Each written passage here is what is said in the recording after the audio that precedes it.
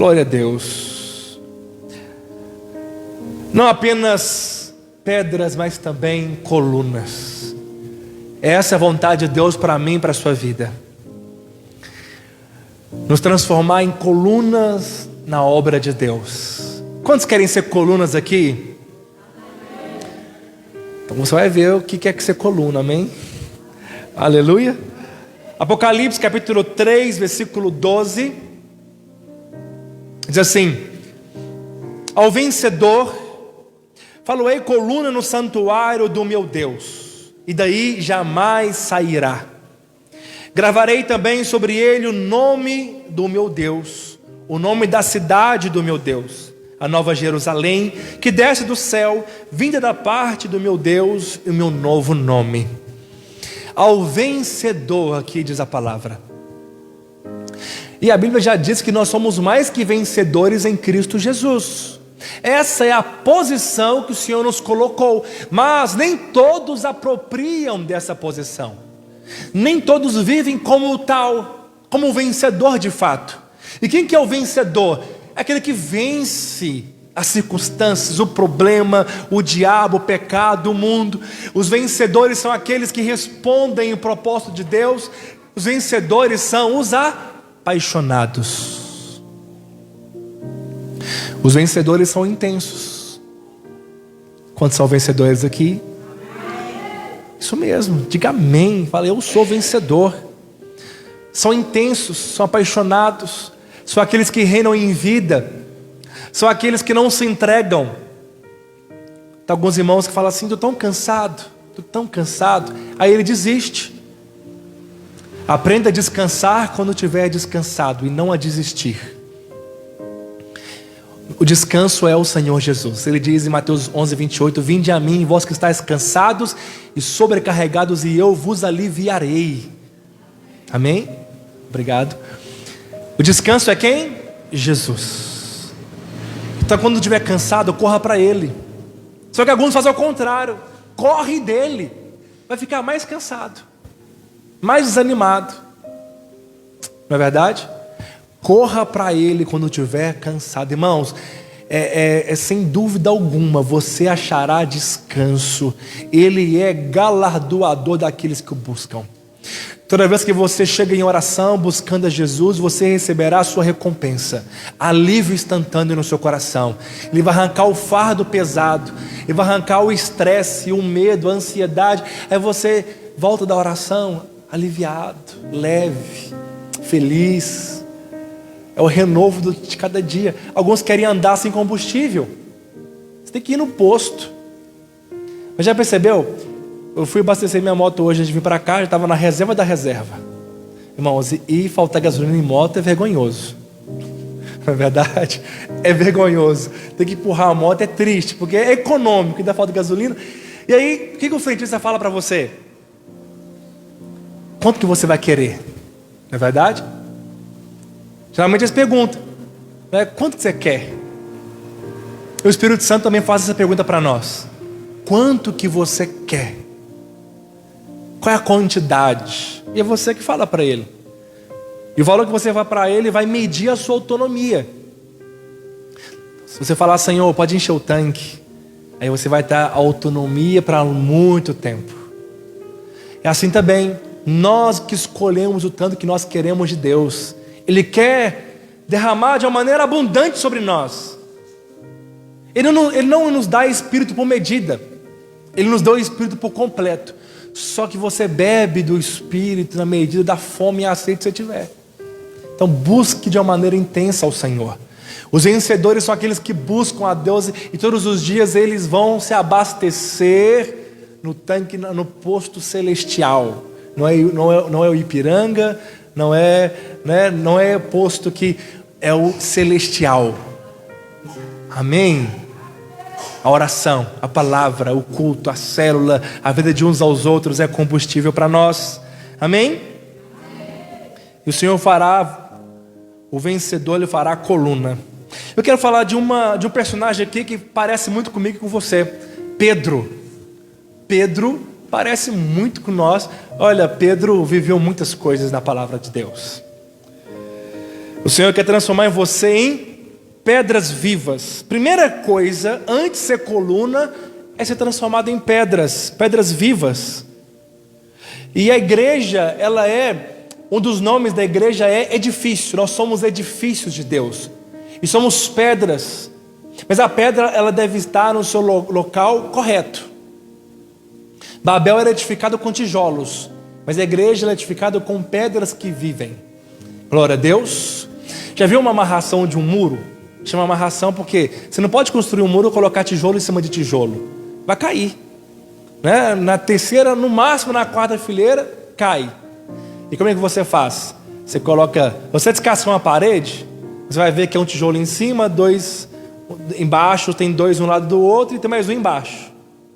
Isso significa que precisamos de ter pessoas que falam na nossa vida, pastores, líderes.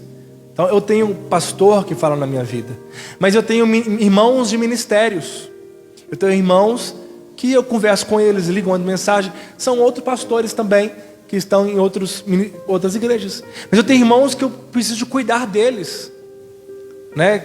Preciso de cuidar do alimento, pregar e ensinar. Assim você também, você precisa de ter um líder na sua vida, um líder de célula, um pastor, um discipulador, um líder na sua vida. O irmão caminha ao seu lado, mas também alguém que você ganhou para Jesus e está cuidando dele. Não precisa responder, tem alguém que você ganhou para Jesus e está cuidando dele nesses dias? Procure rápido, porque a igreja ela cresce dessa maneira. Você caminha com o irmão do seu lado, você tem alguém que fala na sua vida, mas você ganha pessoas e cuida delas, e visita elas, e ajuda elas nas suas dificuldades. Aleluia. Muitos erram nessa parte, né?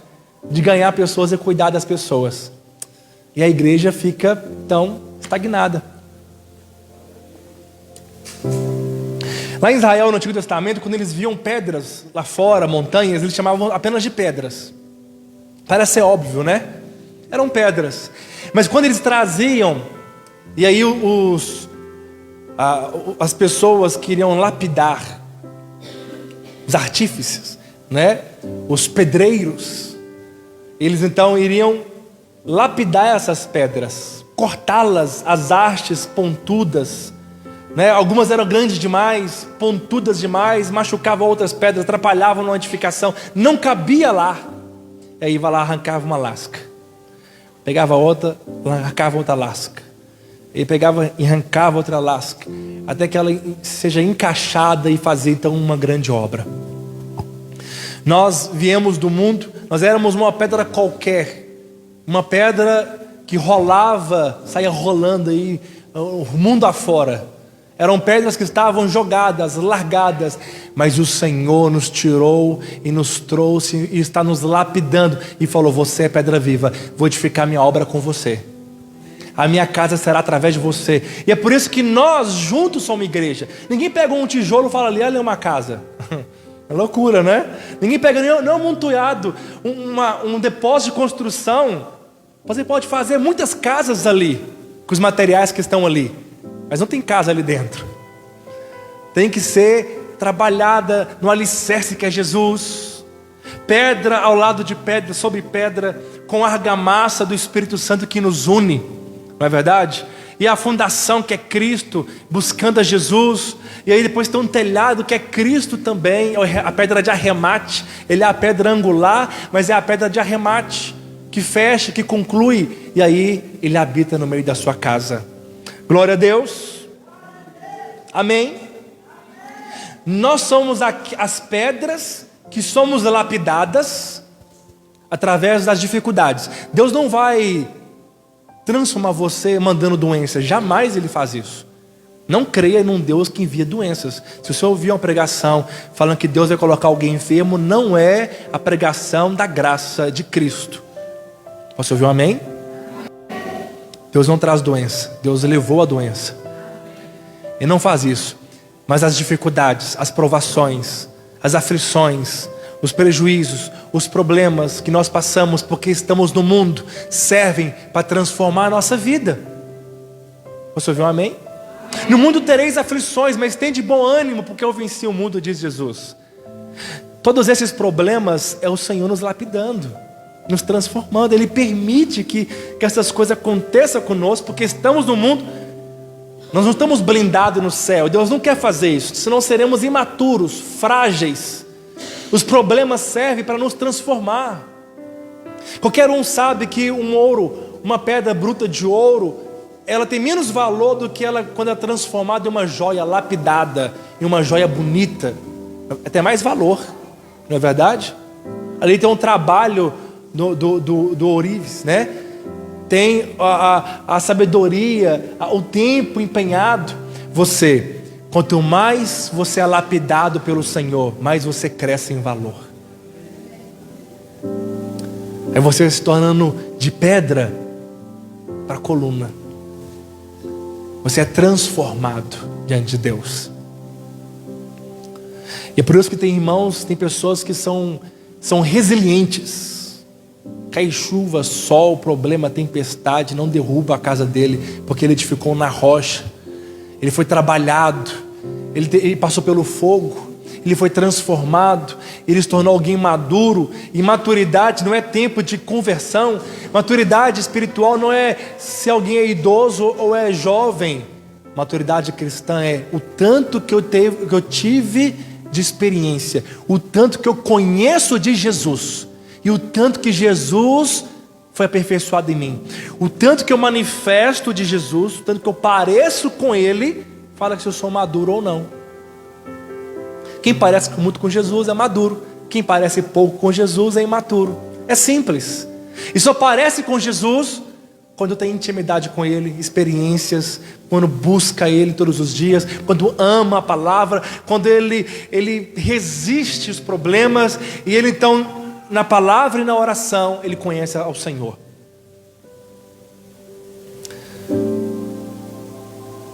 Olha o que diz a palavra, vamos abrir nossa Bíblia. Em João 1:2, nós vemos Jesus chamando Pedro. Ele fala: tu és Simão, filho de João, tu serás chamado Cefas, que é Pedro, que significa pedra. Pedro era alguém que se tornou uma pedra viva. Pedro foi trazido pelo seu irmão André. Eles eram discípulos de João Batista. E aí, quando João Batista diz: eis o Cordeiro de Deus que tira o pecado do mundo, eles passaram então, André seguiu a Jesus e foi chamar Pedro. Pedro estava esperando o Messias. Todos os discípulos estavam esperando o Messias. Todos os discípulos eram pessoas frustradas, porque quando eram crianças, eles tinham que decorar a Torá, e eles eram chamados de talmidins. Eles tinham processos. Aos 13 anos, tanto o homem quanto a mulher, na tradição judaica, se tornam adulto, maduro o suficiente, porque eles podem então, o homem e a mulher podem ter filhos. E aí eles têm uma festa, a criança apresenta ali uma palavra para os convidados, mas antes disso, ele é treinado por um fariseu de nome, e somente os melhores que eram aprovados nos testes, eles escolhiam. O fariseu então vinha, chamava ele e falava: você é meu talmidim, você é meu discípulo, onde eu vou você vai, você fará o que eu faço. Os discípulos foram reprovados quando era criança. E aí, quando eles eram reprovados, eles voltavam para a profissão de seus pais e ajudar seus pais. Pedro estava pescando quando Jesus o chamou. Ele estava fazendo a profissão de seu pai. E olha, a esperança. Aquele que foi reprovado quando era criança, depois de velho, o Senhor diz para ele: vem e seja meu discípulo. Imagina a alegria, depois de tantos anos, ele nem sonhava mais ser discípulo de um mestre, e agora vem Jesus e chama aqueles homens. É muita graça sermos chamados diante de Deus, é muita graça fazermos a obra de Deus. Foi Ele que nos escolheu e não nós que os escolhemos, e Ele nos escolheu para que nós vamos e demos fruto, e o nosso fruto permaneça. Nós não podemos ignorar e desprezar o chamamento divino. Estar aqui é privilégio. Não fomos nós que um dia levantamos a nossa mão e falamos: Senhor, eis-me aqui, eu quero o Senhor, eu te aceito como Senhor e Salvador da minha vida. Até falamos isso no evangelismo, né? Você aceita Jesus? Mas na verdade foi Ele que nos escolheu e Ele que nos aceitou. Todos nós estávamos perdidos como cegos, mudos e surdos, indo para um abismo profundo. Ninguém poderia nos acudir, nos chamar, mas Ele veio, nos pegou pela nossa mão e diz: venha que eu vou te conduzir para um caminho eterno. Aí começou a conversão. Eu estava indo para o abismo da morte eterna, agora Jesus me tomou pela mão e está me conduzindo para a vida eterna. Diga aleluia. Conversão é isso, é se tornar uma pedra qualquer para uma pedra viva. Quantas são pedras vivas aqui? Você faz parte da igreja. Nós somos a igreja. Por isso precisamos estar vivendo a vida de uns aos outros, através do Espírito Santo, dia após dia. Você é pedra, mas você também é aqueles que vão convidar as pedras para virem para cá, para que o lapidador Jesus venha lapidar essas pedras. Nosso trabalho não é transformá-las. Nós não temos o poder de convencer ninguém. Não somos nós que convencemos o homem do pecado, da justiça e do juízo. Quem convence é Jesus. Assim como André chamou Pedro para ir com Jesus, nós também devemos chamar as pessoas lá fora, falando: vá lá, vamos lá para o culto, vamos para uma célula. É quando chegar aqui, o Senhor vai transformar deles de pedra qualquer para pedras vivas, que faz parte agora da edificação, que é inserido no corpo, que faz parte da igreja, aleluia, que expressa Jesus, amém? Mas foi relacionando com Jesus que Pedro se tornou a pedra viva. O primeiro trabalho do Espírito Santo é nos transformar em pedras espirituais, que vai servir para edificação. 1 Pedro 2,5 diz: também vós mesmos, como pedras que vivem, sois edificado casa espiritual, para ser de sacerdócio santo, a fim de oferecer de sacrifícios espirituais agradáveis a Deus por intermédio de Jesus Cristo. Nós somos pedras que vivem. Somos edificado casa espiritual para Deus, para ser sacerdote. Qual é o trabalho do sacerdote? Levar o homem até Deus. Você é sacerdote. 1 Pedro 2,9 fala que você é rei e é sacerdote. O que o rei faz? Reina. Nós reinamos em vida. Aquele que recebeu a abundância da graça e o dom da justiça reinarão em vida. Você não precisa de reinar somente quando chegar lá o reino, 1000 anos. Quando chegar aqui, na verdade, né? Que a Nova Jerusalém vai descer e o reino será aqui. Diga amém? Amém. A aula do cursão estou falando sobre isso. Então, você pode reinar hoje aqui, porque Jesus, o Rei dos Reis, está em você. Ele te fez rei. Reinar sobre as circunstâncias, sobre o problema, sobre a ansiedade, sobre a enfermidade, sobre o diabo, o pecado e o mundo. Você pode reinar. Não há desculpas para nós, porque nada pode nos parar, nada pode nos fazer ficar trancados em casa. Ninguém pode fazer isso. A nossa maior luta é contra principados, potestades, mas é contra nós mesmos, contra o velho homem, o eu, a carne que quer o descanso, que quer ficar deitada coberta domingo, dia de frio. Diga misericórdia. Você reinar é isso, é dominar sobre si, as circunstâncias. Nós reinamos em vida, mas também nós somos sacerdotes, somos aqueles que vamos levar as pessoas até Deus e mostrar o sacrifício, mostrar o cordeiro. Como o João Batista disse para Pedro e para André: eis o cordeiro de Deus que tira o pecado do mundo. João Batista era um sacerdote que estava fazendo a mesma coisa que eu e você devíamos fazer. Falar assim: olha, ali está Jesus, o cordeiro de Deus que tira o seu pecado, que te lava e purifica, te transforma, te vivifica, te santifica, te glorifica. Aleluia, amém. Glória a Deus. Então nós devemos ser trabalhados para isso. Deus está cortando coisas da sua vida desnecessárias. Quanto mais você responder ao chamado de Deus, ser constante, mais rápido será. Até quando Ele vai trabalhar em nós? Até que Ele venha. Até que Ele venha, seremos transformados. Até que Ele venha, passaremos por aflições, mas essas aflições estão cooperando para o nosso bem. Os problemas, as adversidades, os medos, tudo coopera para o nosso bem. Os desafios, mas o vencedor, ele depara com o problema, o desafio, e ele não retrocede, não se entrega, pelo contrário, ele vence o desafio em Cristo Jesus. Ele vence um e o outro. Sabe, nós temos autoridade para poder mandar que tempestades se acalmem. Ele nos deu essa autoridade. Quando Jesus estava no barco com eles, Jesus estava dormindo e a tempestade estava alta, Jesus queria que eles mesmos repreendessem a tempestade. Jesus dormiu propositalmente para que eles venham assumir a responsabilidade. Mas eles ficaram com medo e acordaram Jesus. Jesus está no barco conosco. Parece que Ele está dormindo porque você não vê Ele agindo, mas Ele está trabalhando ao seu favor. Você não está vendo, mas Ele está trabalhando. Mas Ele quer que nós erguemos as nossas mãos e nós repreendemos o problema, repreendemos as adversidades. Ele quer que nós então tomamos o controle por causa de Jesus em nós. Amém? O que é tomar o controle? É em oração.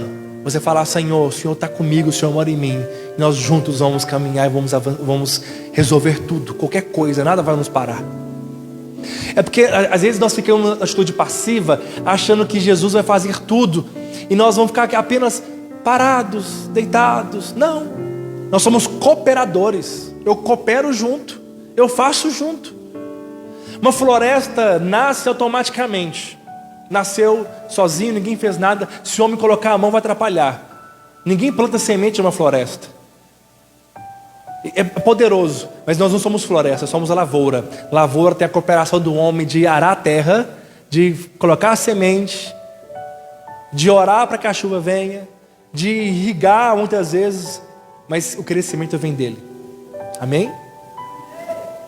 Assim também nós evangelizamos, pregamos, ensinamos, viemos para o culto, visitamos pessoas, aconselhamos pessoas, mas quem faz no final é Jesus. Amém?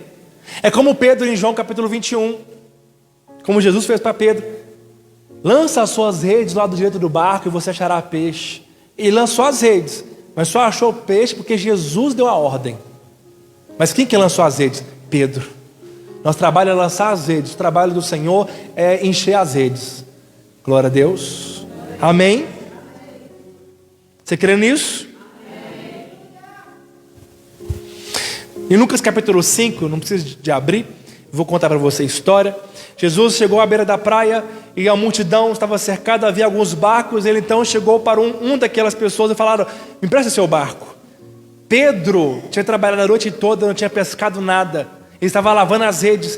Pedro então empresta o barco para Jesus. Jesus entra no barco de Pedro, afasta-se da praia e começa a pregar para aquela multidão. Após terminar a conferência, o culto, a célula de Jesus, Jesus chega para Pedro e fala: Pedro, lança suas redes ao lado direito do barco e achareis peixe.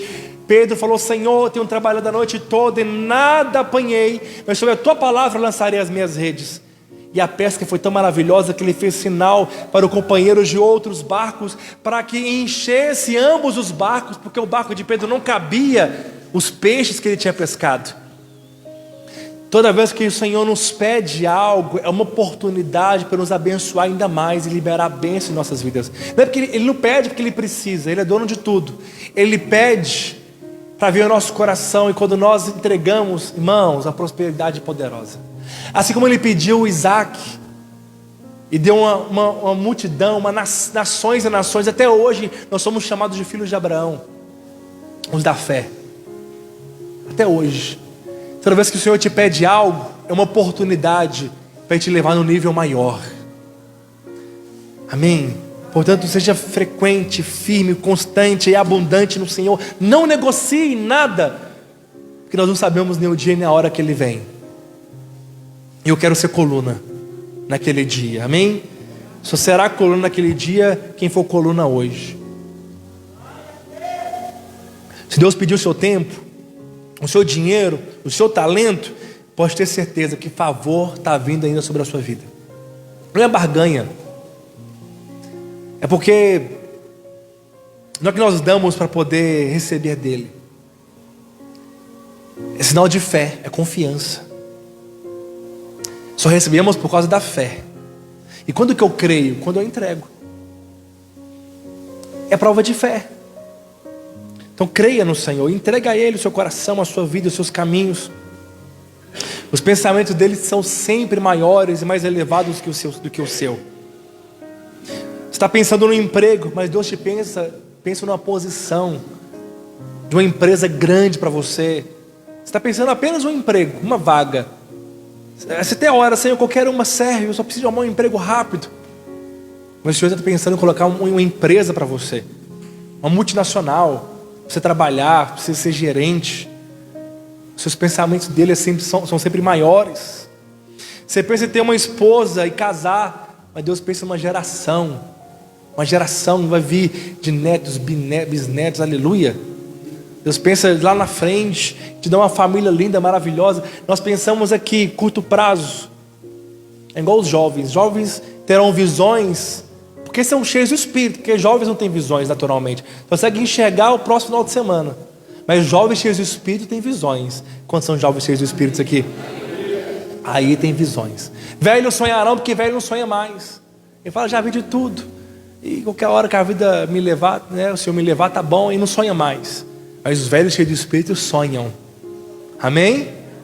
Glória a Deus. Você crê nisso? Então Pedro, ele teve uma experiência com o Senhor. E sabe o que é poderoso? É que quando ele viu essa pesca maravilhosa, ele falou, Senhor, afasta de mim que eu sou pecador. É porque a graça vem primeiro. E é a bondade de Deus que nos conduz ao arrependimento. No Antigo Testamento a gente tinha que fazer por onde? Nós tínhamos que trabalhar muito. Nós temos que fazer tudo. Nós temos que ser bem comportadinhos, ajustadinhos, certinhos, gomadinhos, para poder então receber a bênção. Aí sim, depois de eu fazer tudo, o Senhor abrirá seu bom tesouro, derramará bênção sobre nós, seremos bem-aventurados na entrada e na saída, a colheita será maravilhosa, haverá comida, haverá fartura, haverá cura, se cumprir a lei. Mas na graça não. Na graça primeiro vem a bondade. A bondade nos conduz ao arrependimento. A bondade vem primeiro.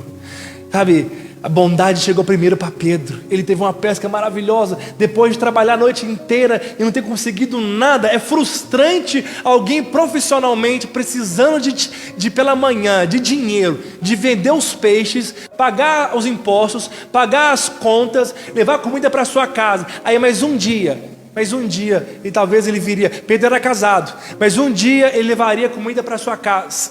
Não ia levar comida para sua casa. A conta é acumular, os juros é acumular. Ele estava pensando nisso, irei para casa sem dinheiro. Mas aí chega Jesus na vida de Pedro e diz, lança as suas redes e você vai encontrar. E fala, Senhor, afaste de mim porque eu sou pecador. A bondade que nos conduz ao arrependimento. Romanos 2,4. Ou desprezas a riqueza da sua bondade, a tolerância e a longanimidade, ignorando que a bondade de Deus que te conduz ao arrependimento. Muitos estão desprezando a bondade, estão ignorando a longanimidade. É a bondade dele que nos conduz ao arrependimento. Deus é bom para você. Sabe, tem muitos que estão orando assim, ele acha que tem que se arrepender, mudar de vida para poder receber. Não. Ele é bom, ele é gracioso. Ele te abençoa, porque graça é isso, é favor imerecido. Ninguém merece. Sabe quem não é abençoado? Quem acha que merece. Quem acha que fez por onde. Quem acha que tem que receber, não recebe. Mas aquele que fala assim, Senhor, eu não mereço nada. Senhor, eu não mereço, o Senhor é bondoso. A estes recebem. Que confia no Senhor, plenamente recebem de Deus. Quantos confiam no Senhor aqui? Amém? Amém? Glória a Deus.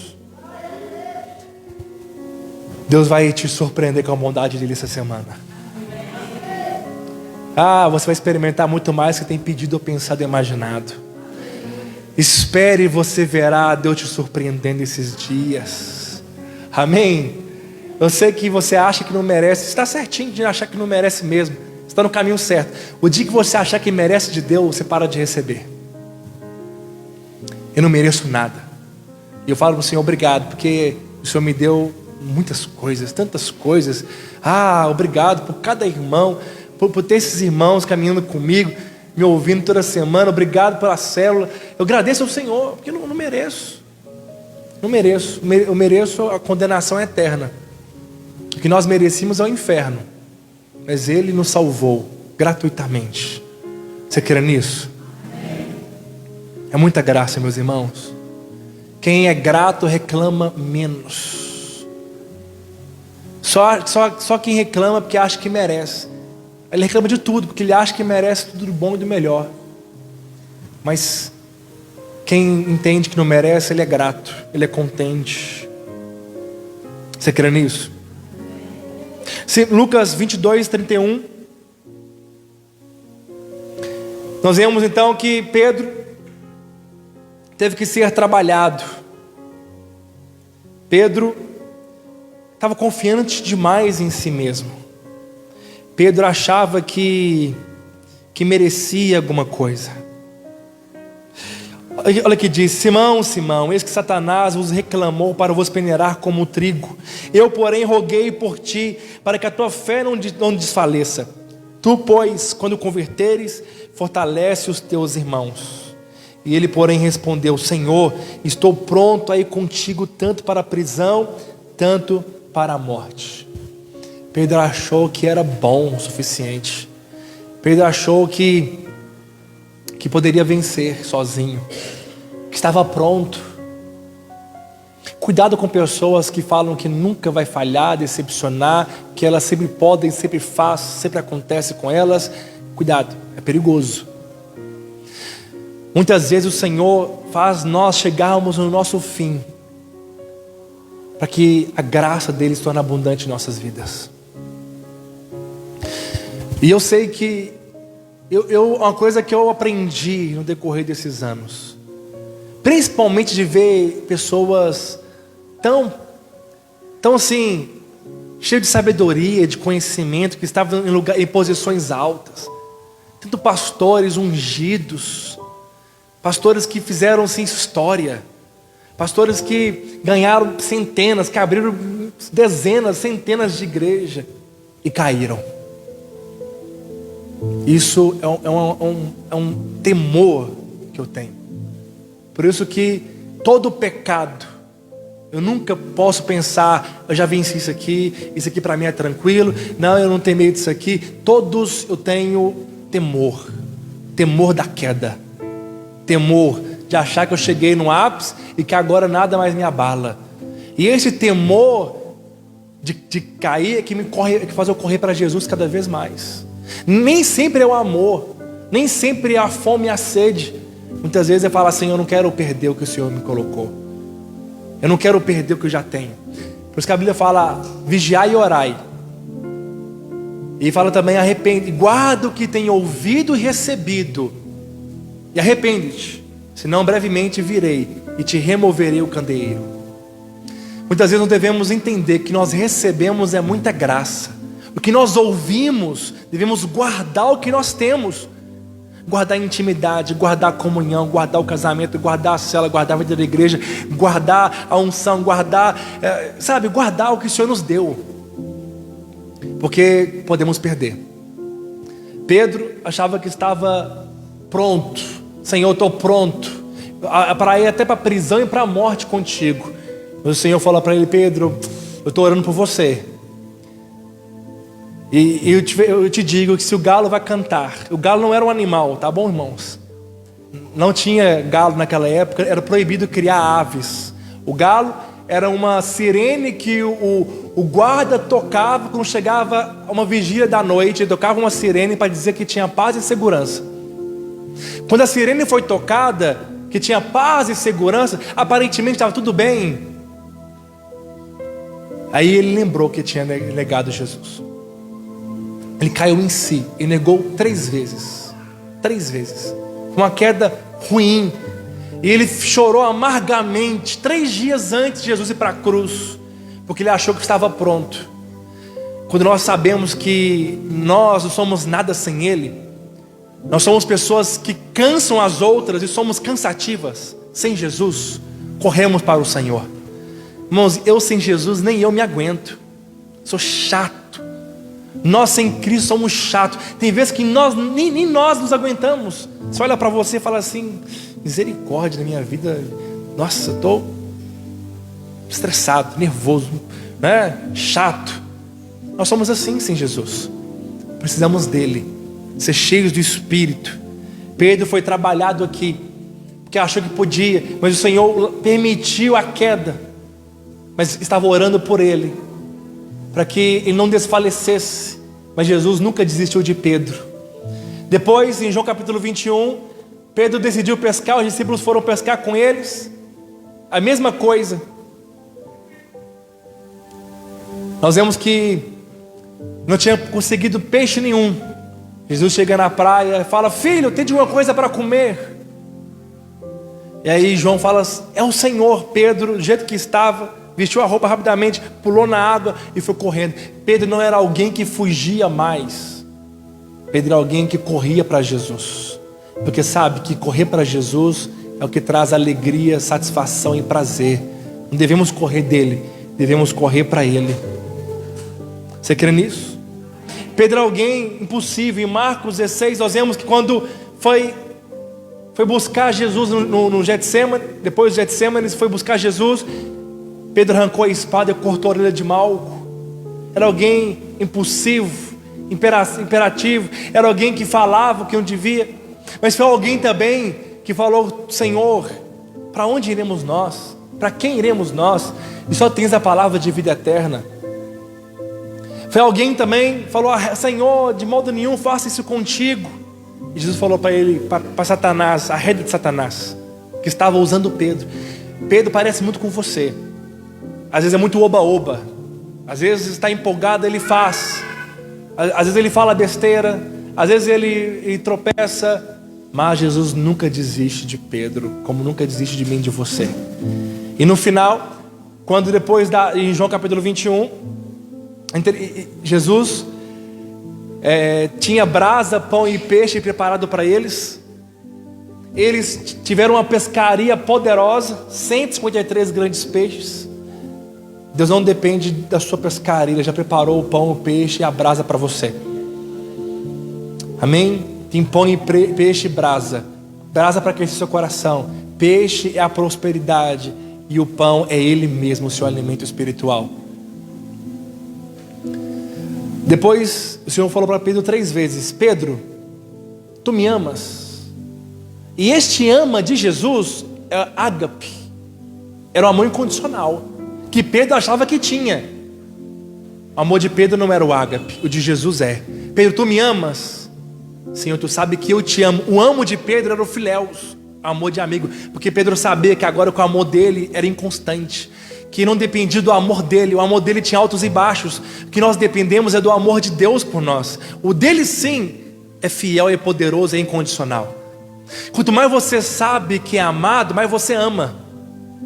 Amém? Quanto mais você desfruta do amor dele, mais você o ama. Na terceira vez ele falou: apacenta as minhas ovelhas. Apacenta os meus cordeirinhos e apacenta as minhas ovelhas. Pedro era uma pedra qualquer. O nome dele é Pedra. Ele teve revelação de que era o Messias. Ele falou besteira. Ele pecou. Ele foi restituído. Ele correu para Jesus no momento de crise, de angústia, de tristeza. Jesus perguntou para ele 3 vezes. Jesus colocou ele como coluna. Fala: Pedro. Eu gosto muito disso aqui, João, estou terminando. Ele falou: Pedro, tu quando era mais moço, você ia e vinha para onde você queria, mas não vai ser assim com você mais. Você vai ir para o lugar que você não quer, e você vai cuidar dos seus irmãos. Pedro, quando era pequeno, era assim, um pé aqui, um pé lá. Ia e vinha com facilidade. Um dia estava no culto, na célula, outro dia estava lá fora no mundo. Ia e vinha. Mas quando se torna coluna, nós não somos assim mais. Somos guiados pelo vento, pelo Espírito. somos firmes. O Senhor fez de Pedro o líder dos seus irmãos e pastor. Cuide das minhas ovelhas.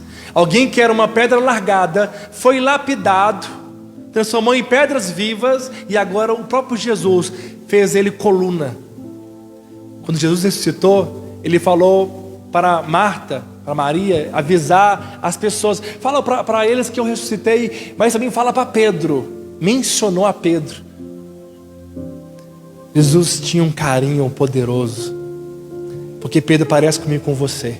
São os improváveis, são aqueles que erram, caem, confiam em si, mas após tudo isso, o Senhor te faz coluna.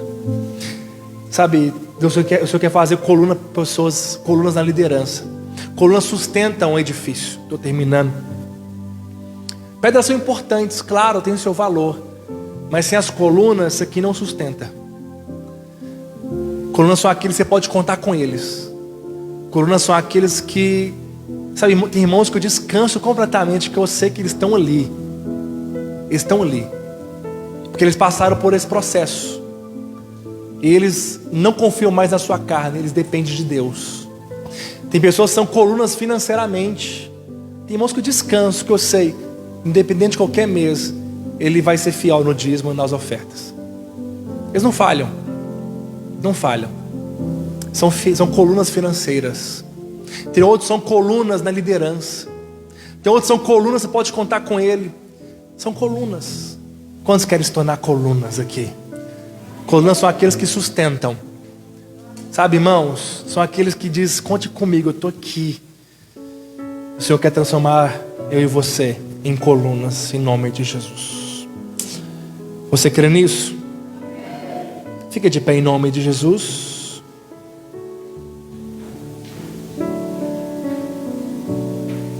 Pedro já estava completamente restaurado. Pedro não queria mais fugir de Jesus, queria correr em direção a Jesus. Aquele que negou a Jesus depois morreu por ele. Cumpriu o propósito. Ah, irmãos, o Senhor nunca desiste de você. Nunca. Ele nunca afasta de você. Somos nós que afastamos dele, escolhendo outros caminhos, deixando de congregar, como é costume de alguns. Como diz a palavra, né? Hebreus 10, 35. Não deixei-vos de congregar, como é costume de alguns, mas antes admoestai-vos uns aos outros o amor e as boas obras, porque vede que o grande dia está se aproximando. Tem pessoas que ainda não podem se tornar colunas, porque não foram fiéis no pouco. Quem é fiel no pouco é colocado no muito. Não podemos pular a etapa. Às vezes nós naturalmente queremos fazer alguém ser colunas com a nossa força. Depois Deus nos mostra que não poderia ser. A coluna tem que ser trabalhada, forte, porque ela sustenta uma obra. Alguém para liderar uma célula tem que ser alguém que já foi trabalhado, crê, está firme, constante, apaixonado. Porque no dia da célula ele não vai abandonar a sua célula. No dia mau ele vai estar lá com os irmãos, fielmente, toda semana. Ele vai estar lá na célula liderando. Caia chuva, sol, ele não vai abandonar a célula, ele não vai deixar os irmãos na mão. É coluna. Líderes são coluna. Os irmãos do louvor são coluna. Os dizimistas ofertantes são coluna. Você é uma coluna na casa de Deus, porque você está aqui, firmemente. Você está aqui, cai a chuva e o sol, você está aqui presente. Amém? Feche seus olhos, fala para o Senhor, vamos orar a Ele.